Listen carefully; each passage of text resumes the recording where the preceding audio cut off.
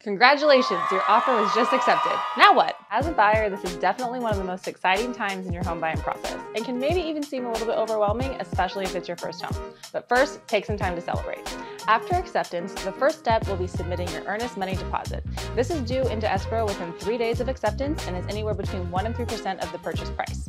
This is an out-of-pocket expense, however, it will be put directly toward your down payment. After you've submitted your earnest money deposit, the next step will be getting any inspection scheduled with your real estate agent. This can be a home inspection, termite inspection, or any other inspection that you can think of. After your inspection takes place and you have your report back, there's an opportunity for you as a buyer to negotiate any repairs and/or credits needed if you wish. After your inspections, your lender will order your appraisal.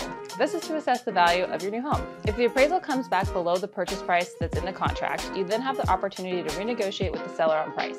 If the appraisal comes in higher than what you've offered on the property, then congratulations, you have some built-in equity right away. If there is anything that needs to be addressed regarding the inspections and/or appraisal, you now have the opportunity to negotiate those things with the seller. Once you've come to an agreement, it's time to remove your contingencies. Now that those contingencies have been removed, it's basically a waiting game until closing. This is a great time to start prepping for your move. As we get closer to your closing date, your lender is going to be reaching out to you regarding the closing disclosure statement. Once that's signed, you have to wait 3 days in order to sign your official loan docs.